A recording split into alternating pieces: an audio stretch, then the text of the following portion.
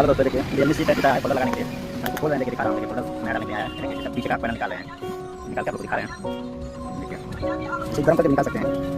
हम तुरंत निकाल रहे हैं, जैसे आपकी सुविधा हो वैसे निकाल सकते हैं, उसे गर्म करके अच्छा सही कर सकते हैं, ऐसे भी सही कर जाता है, जैसे कांच का नहीं है इसको जितना ऐसे निकाला, कांच का होता तो गर्म करना बना लिया है, देखिए